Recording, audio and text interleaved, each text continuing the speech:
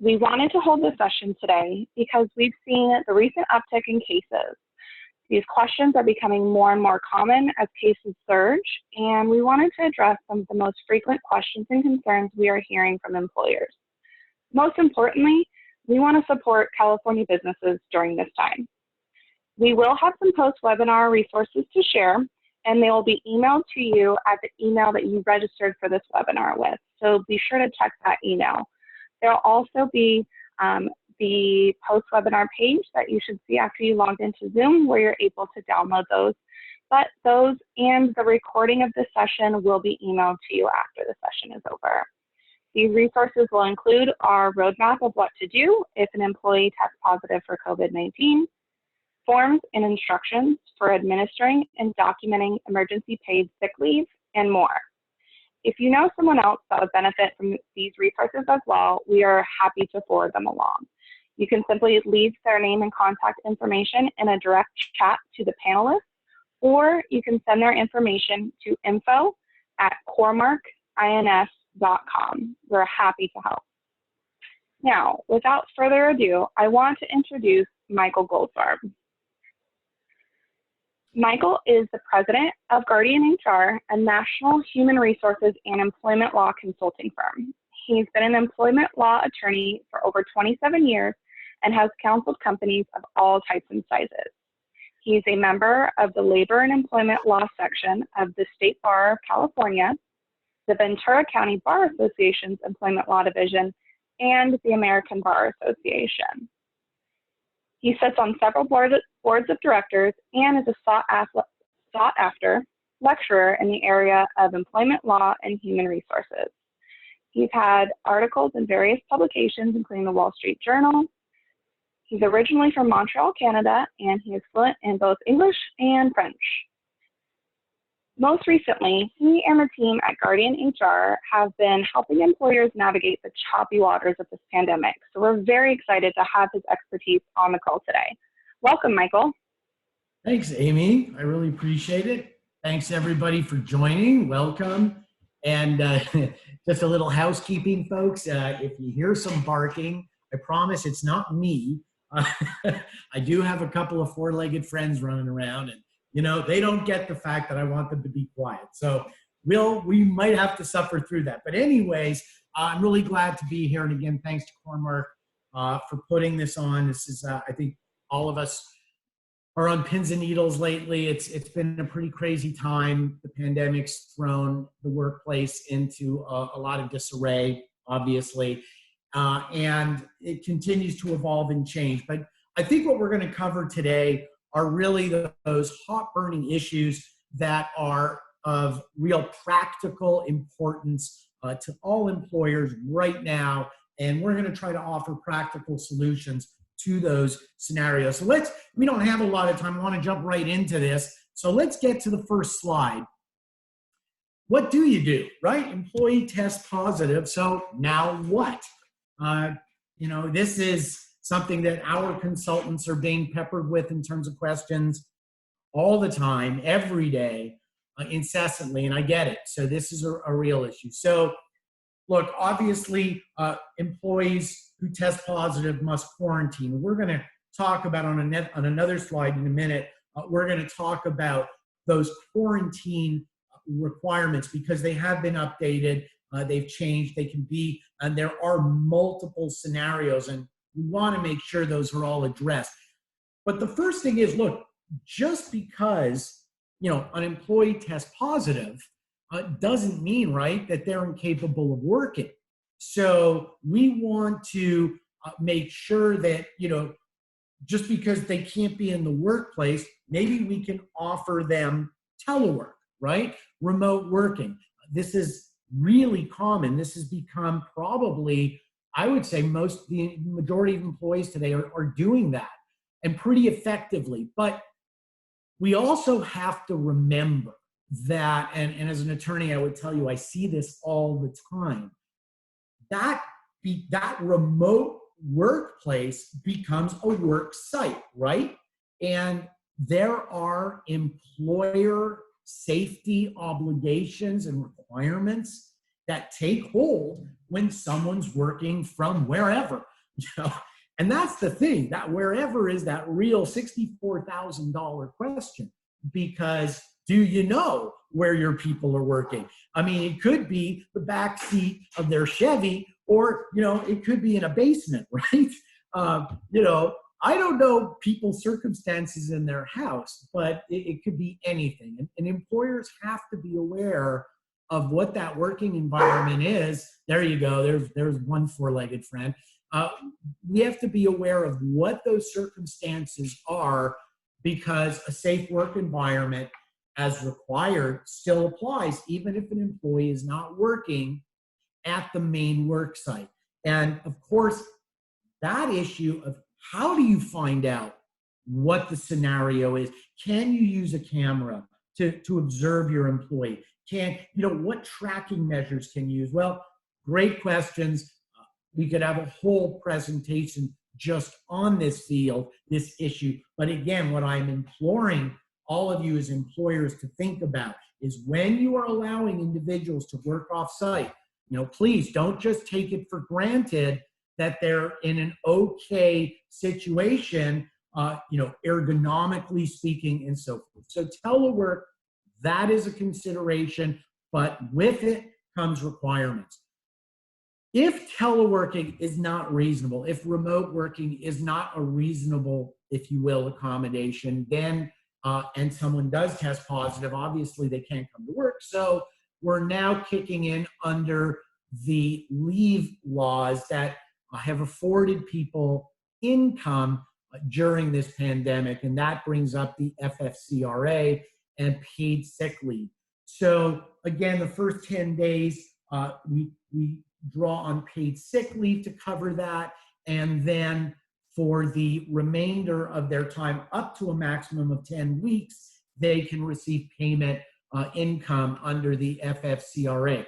That is the obligation of the employer. Make sure all your employees are aware of their rights under these recently enacted statutes, and make sure that is being taken care of. So that's obviously what happens when work is not available. Now, of just as important real concern for employers is, okay, this person tested positive.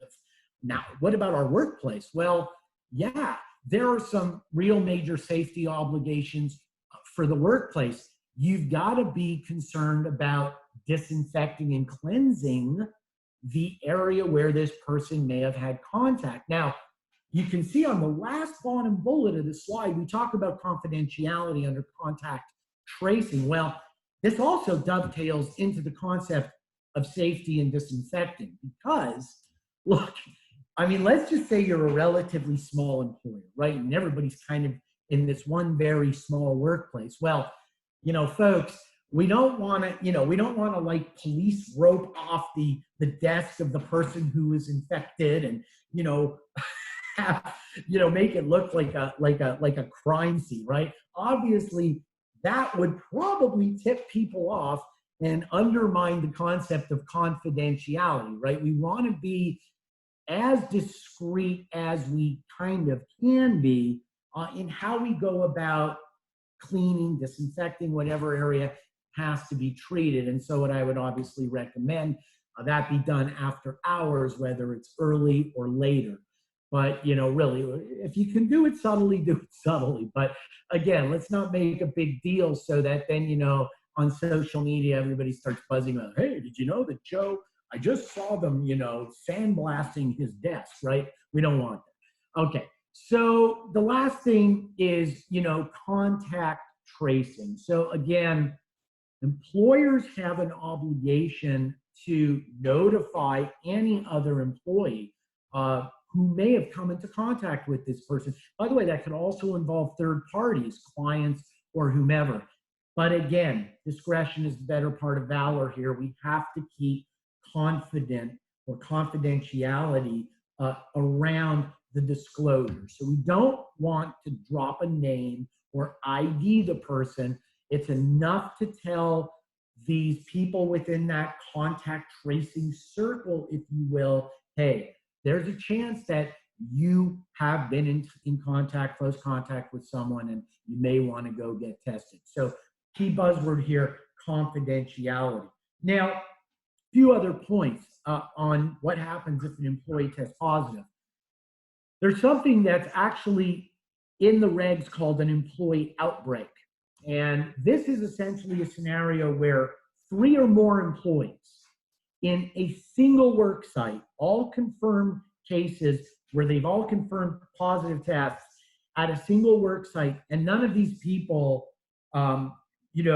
live together. So 3 independent employees in a single work site who don't live together and have all contracted the virus roughly at the same time. That constitutes, under the safety regs, an employee outbreak, and that triggers an obligation on the part of the employer to report this to the local health department.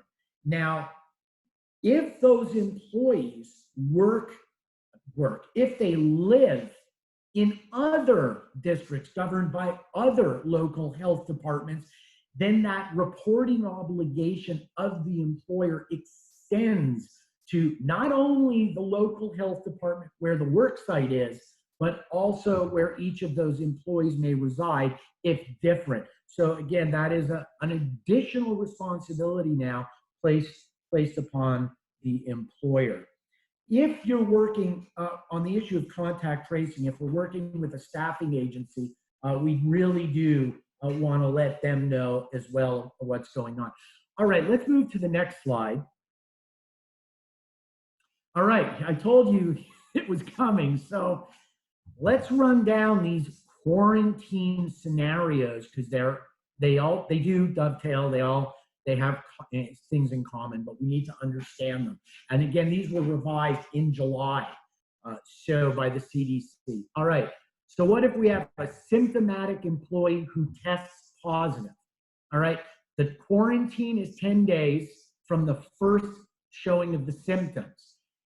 Then within the last 24 hours of that quarantine period, if they show no fever, without fever-reducing medication, and all other symptoms seem to be abating, they're good to return back to the workplace. There is scenario 1.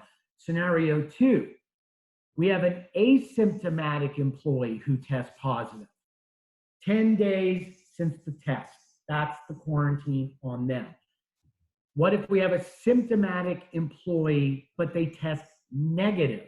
Well, we jump back to number 1, 10 days since the symptom, and you go through the rest of it.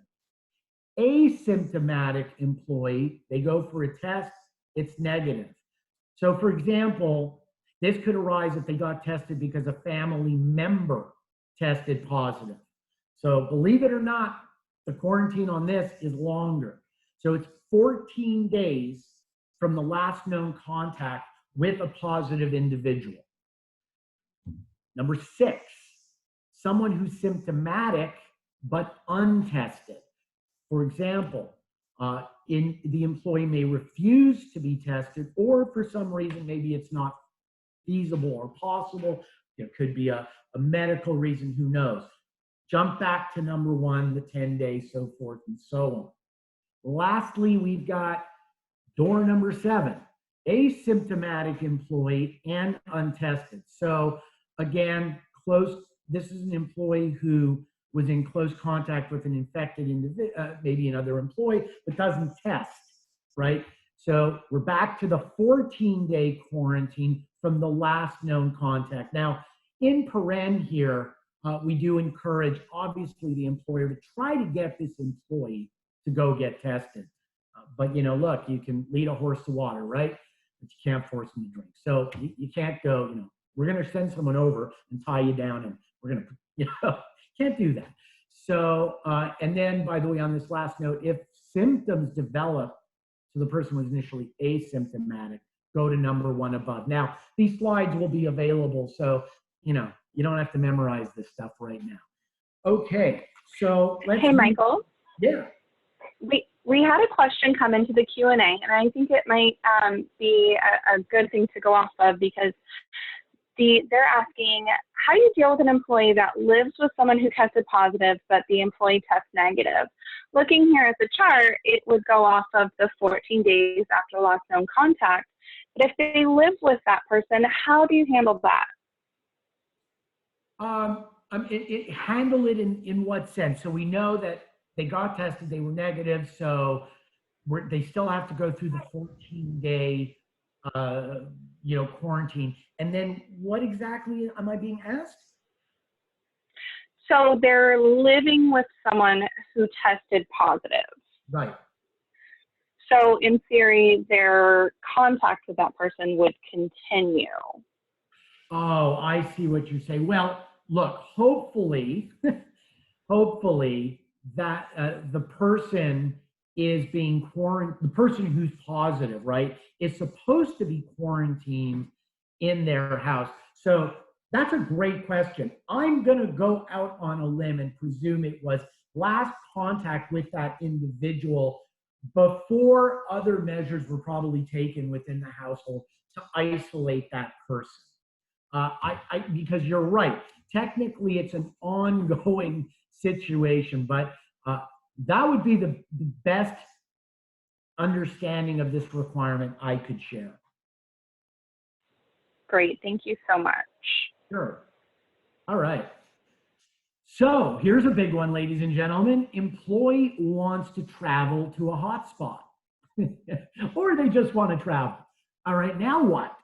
All right, well, this is real. This is, obviously we've just gone through the summer, but hey, this is not going to end. And even if we go into next year and there's a vaccine, there are still going to be hotspots, and God knows how long it's going to take for the vaccine to get out there and whatever. All right, so the first thing we got to remember here is that, look, employers as a general rule, right, we all know this, you cannot unduly interfere or restrict people's personal lives. I mean, that is hands off. Of course, there's exceptions to that. Just to go completely off the rails here, look, say you're an employer and you go on the web and you find out that one of your employees is posting, let's just say, scantily clad photos of themselves. Well, and it's available to the public, right? You don't like that, you can fire them. I mean, there's no protection for that. But when we're talking about people who are traveling, have personal travel plans, this is not business travel, what do? Can you restrict it? Well, the conflict that's set up here is because OSHA, as we all know, the regs require a reasonably safe work environment. And so, as an employer, you're really stuck between a rock and a hard place, but you have to have some policy in place to regulate what's going on.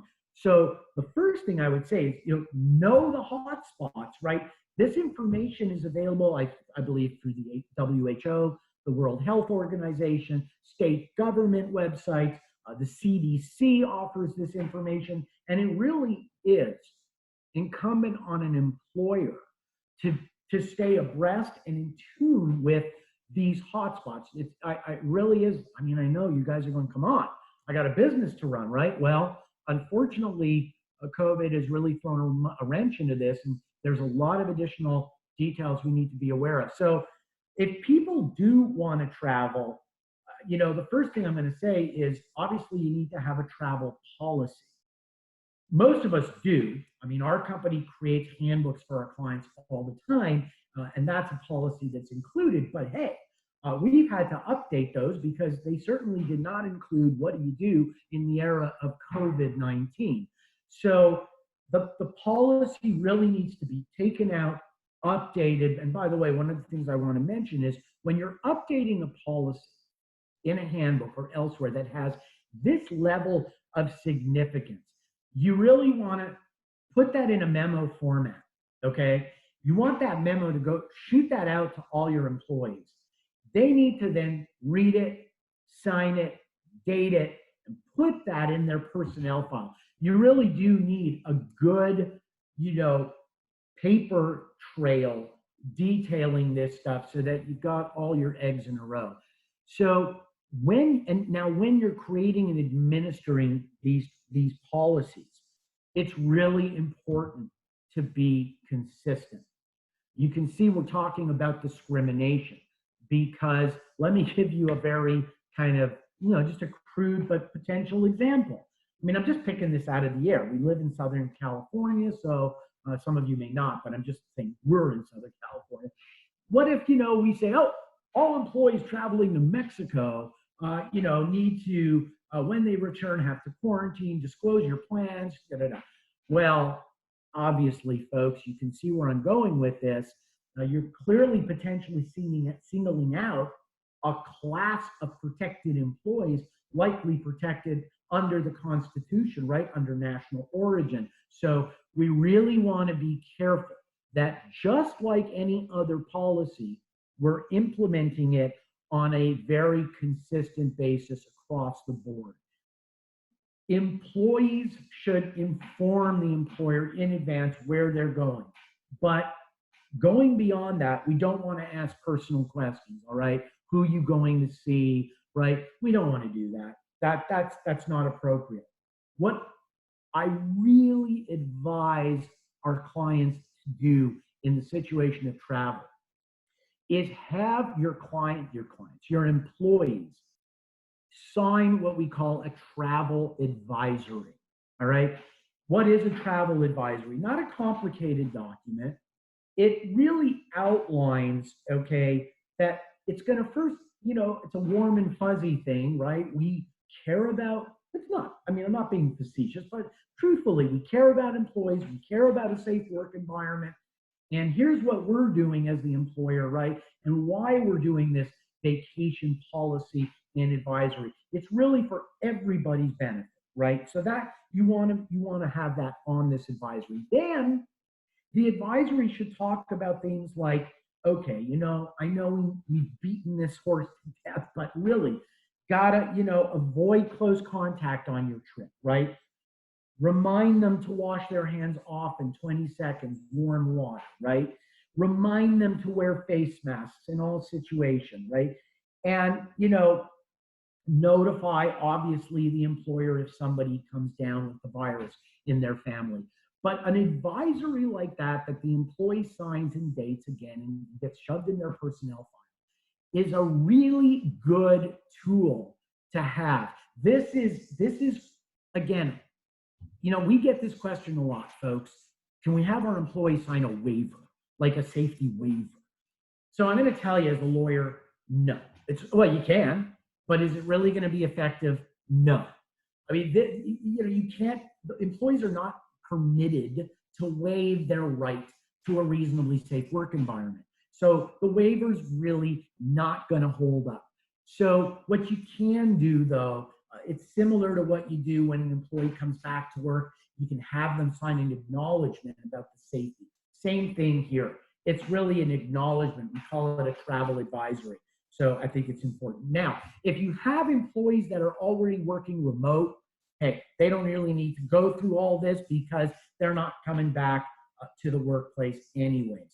And lastly, I would advise employees to take laptops if they need them, company laptops with them, because God knows what can happen while they're abroad and they may not be able to return. So, all right, there we go. That's the travel. Let's go on to the next slide.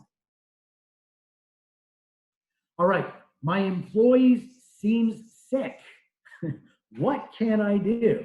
All right, well, so we have an employee here that's showing symptoms of the virus. Now, can an employer ask if they have it? Yes, absolutely. Please do. The law requires it. Okay.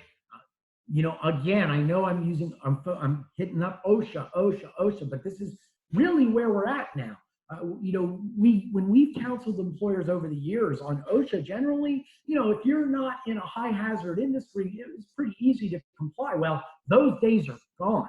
I mean, with COVID-19, pretty much everybody now is under the gun and required to comply with some pretty stringent and detailed safety regimens. And so again, yes, ask, find out, because it is incumbent. You number one, you don't want to spread her, and two, you don't want that potential liability. Again, key buzzword here: confidentiality and discretion, right? When we're doing this. or should, the question should probably be, should we send the employee home? Another, yes, got to do that. Again, required. I know this sounds obvious, but you'd be surprised. We get the questions all the time. A lot of employers are on the fence on this stuff. Now, here's a really big one that comes up. Can we require the employee to get tested? Well, employers can certainly have that policy where, you show symptoms, we want you to get tested. But, if an employee is saying no, you can't, like I said, I was being kind of, jokey about it, but you can't force them to do it. Now, the FDA recently has said yes, but again, understand what we mean by this. We mean, yes, you can, and if they don't, you can't work for us. But that's really limited to a situation where we're talking about an overall return to work protocol applicable to all employees. This is not, really picking out individual employees. Now, you could work with individuals this way, but again, the cautionary tale here, folks, is discrimination.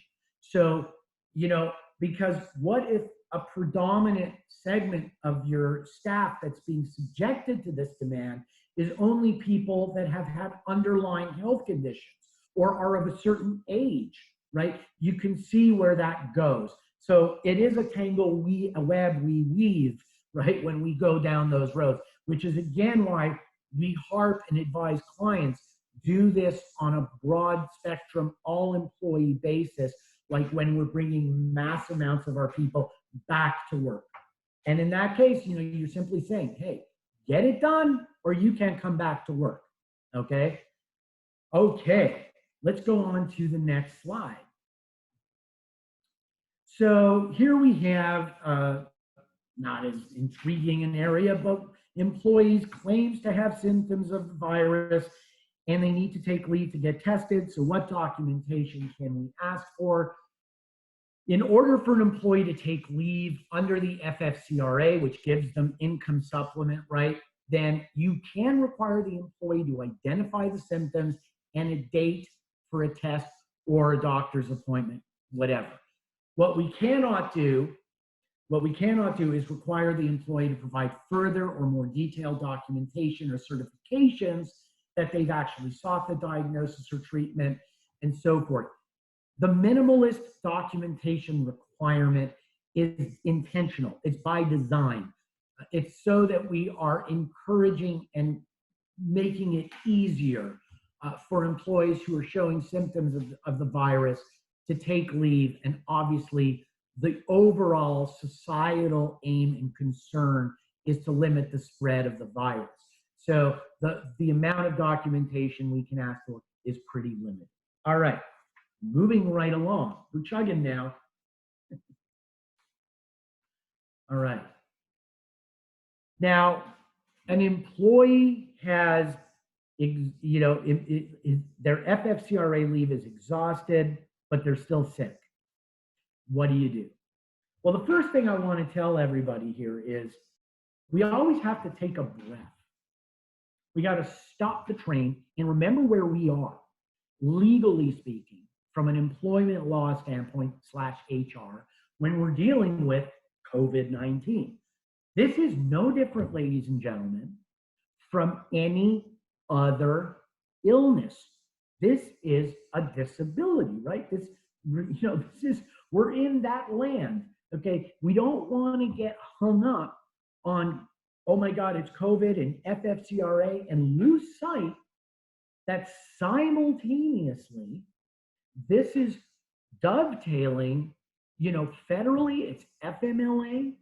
California, you got the CFRA, the California Family Rights Act. Again, on the federal level, you've got the ADA, you've got state disability issues, right? You've got a host. Now, the work comp scenario, and by the way, Cormark, I know, can help you with this, and they've got esteemed individuals, very knowledgeable in this area. But the work comp executive order that Governor Newsom passed lapsed. And at this point, it has not been extended. There are bills pending, but that's up in the air. So I would say, look, this doesn't flash the lights because an employee contracts the virus, work comp, no. I don't think that presumption exists right now. But aside from that, we've got all of these other disability laws that we better be well aware of as we slog our way through this process. And if someone has exhausted their 10 weeks of paid leave under the FFCRA, but they're still sick, we've got to start doing the analysis, for example, under the ADA or in California, the FEHA, right? Because they are disabled, ladies and gentlemen, right? That's what we have to remember. And now we've got to engage in that full-on disability analysis. What does that trigger? I hope we all know the interactive discussion. There you go again. Sorry, my cheerleaders are speaking up again. So that interactive discussion, it's vital. Don't do it, and you just set the company up for liability. Remember, failure to conduct that discussion, that interaction with the employee is grounds for a lawsuit in and of itself. All right? And now we have to consider what other accommodations can we find for this ongoing disabled employee. I have run into numerous examples, unfortunately, because it's sad, within our clients nationwide who have reported people that are out for already 4 months. You know, some of them have been on ventilators, some of them are in, recovered, but they've got paralytic issues, they're paralyzed, or there's recovery. So this, again, very, very important. We have to look at our own internal leave policies. How does that pay? Do we have paid sick leave available? But again, please do not forget that COVID runs into and dovetails with all these other laws. All right, let's move on to the next slide.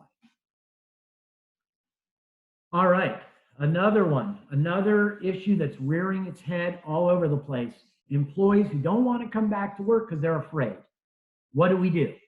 All right, well, let me first start this out by saying that, fear of coming to work, all right, ladies and gentlemen, is not, it's not a legal basis for an employee not to come to work. There are caveats, but as a general principle, an employee cannot just say, I'm afraid and I don't want to come to work. I'm not trying to be callous, but that is the law. So I think the real questions we need to ask ourselves as employers and how we work with our clients is, okay, look, how do we address these fears, right? How do we address them? Because look, do we really want people coming into work and like looking around and totally preoccupied, scared? No, it's going to ruin morale. It's going to drop productivity. It's not a good work environment. So there are measures that can be taken and should be taken to help with that overarching fear. One is medical screening. Look, as we're bringing our people back, it is perfectly acceptable, and it actually is a requirement now as part of our safety protocols that we screen everyone, right? Consistency, all employees, right? Before they return. You need to ask the questions, have you been in contact with someone? Is someone in your family?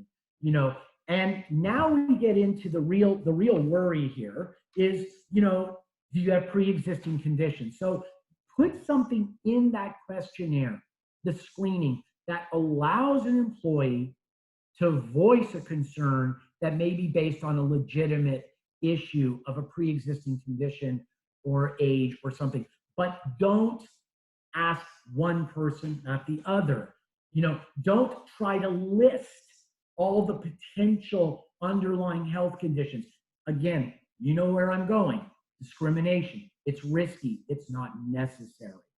Now, touching on safety protocols at the workplace, the first thing I want to say is really, use your CoreMark people here because they are the go-to source for all of these things. They've got reams of information and people to help really explore this, get a grip on it, and understand it. So I really implore you guys to use the Core services that are available to you when it comes to this. But let's just run through this litany quickly, right, of safety protocols we can take.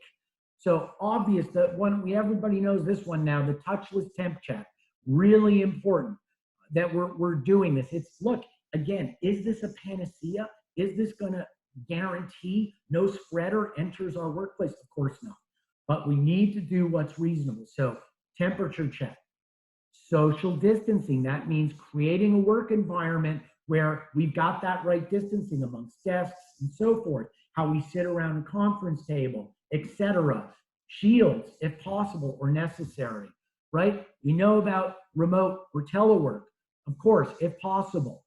Masks, always, unless they're not reasonable. Let's just, once we've hit this, let's just really quickly, I'll give you the main bullets here under, not reasonable. Basically, kids under 2, I hope you're not employing kids under 2. If you are, we need to have a talk.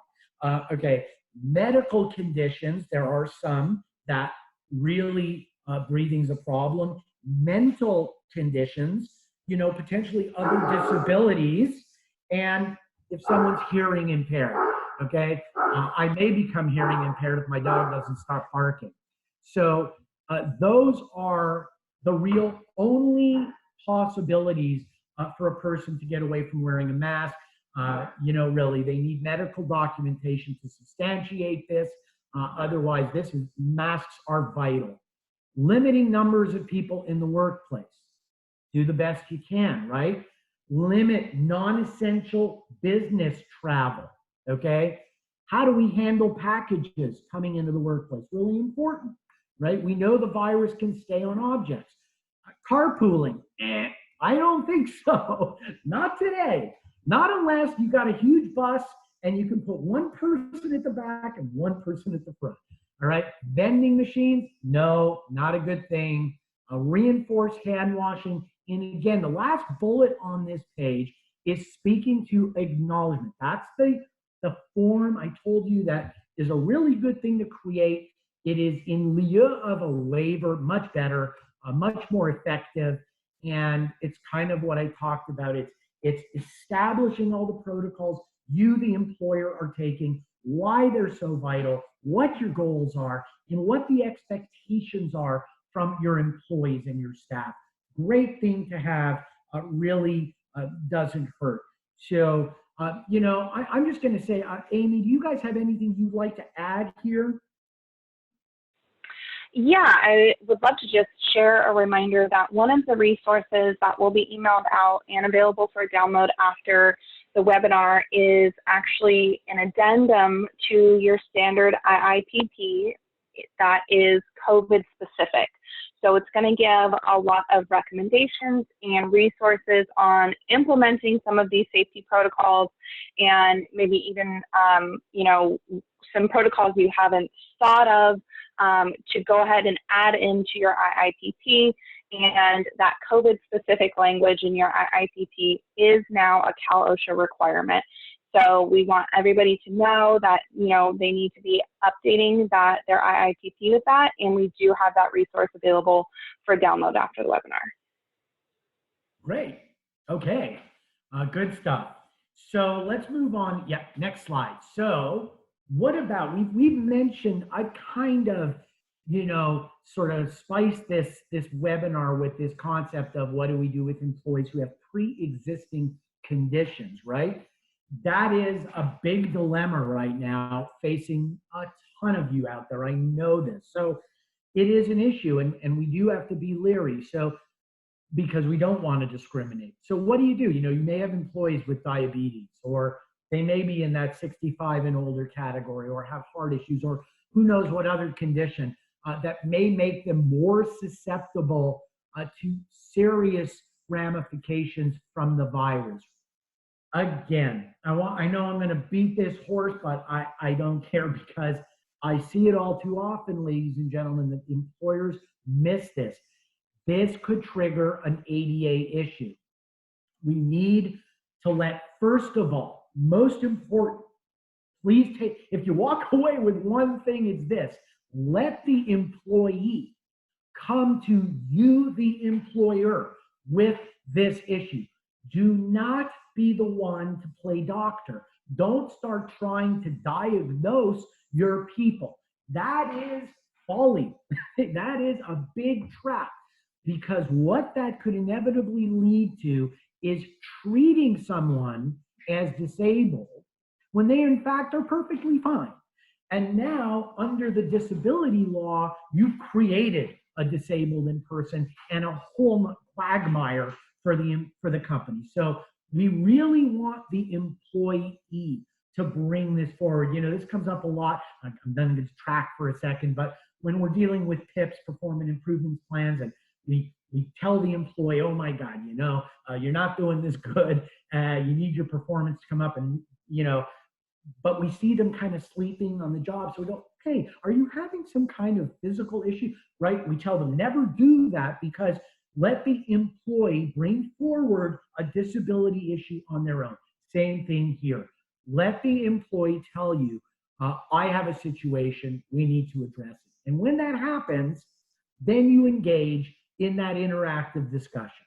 And again, please understand, under the law, that interactive component of the law in and of itself triggers a lawsuit if it is skipped over. So we have to do that. In the day and age of COVID-19, it is perfectly acceptable to do that via Zoom, via telephone, via whatever, but do it, okay? And you work towards seeing if there is a reasonable accommodation that we can reach to help this person work through, whether that's remote work or whatever else. Again, don't single out individuals. Dangerous road to travel. Multi-generational generational household, just this does come up in and of itself. That is not a protected class. But look, let's be sensitive to someone who says, I have an 80-year-old mom I'm taking care of, and I'm worried. And, you know, again, that dovetails back into the other slide of fear. But these are issues we need to be aware of. Okay, let's go on to the next slide. Oh, I'm living this one. All right, my kid is being educated at home. What do we do? All right, you know, look, is accommodating a parent who wants to homeschool a child the law? No. But if the physical location where the child I mean, that's a general rule, right? Prior to COVID-19, if somebody wants to homeschool, they're on their own. But now, if the physical location where the child receives instruction or care is closed, well, that is a paid sick leave and also expanded family leave under the FFCRA, and that gives the person protection, right? But it extends only for 10 weeks. If they've used some of that from the prior semester, because like I know my child last semester was already on the online routine, that's continuing. So again, there's only 10 weeks under that. It hasn't been extended, but you know, as employers, you are free to come up with creative policies to allow people to work from home. And I will tell you that this is just a reality, and we're all going to have to figure it out, because tons of us, especially in California, where online education is, it is what it is right now. So this is a reality. So, by the way, this requirement to provide the leave is true even if some or all of the instruction is provided online or another format. So if again, schools are closing and the children are learning online, you've got to work with your employee to accommodate this. And again, we recommend obviously telework as an accommodation. Most people can work around the schedules, and that should be a discussion we have with our employees. All right, we are done.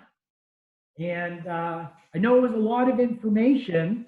I hope it was valuable, and I want to thank all of you for taking part and listening to me. Thank you so much, Michael. That was a ton of great information. We are now going to hop into the Q&A portion of our call. We're going to give Michael a minute or two to look over the Q&A questions that have been submitted. And just a reminder, any that we don't get to on the call today will receive an email follow-up. So I do see that one or two questions were submitted anonymously. If you did so and you want a follow-up, please resubmit your question with your name so we know who to follow up with. And then while Michael's looking those over, we're going to put up a few poll questions.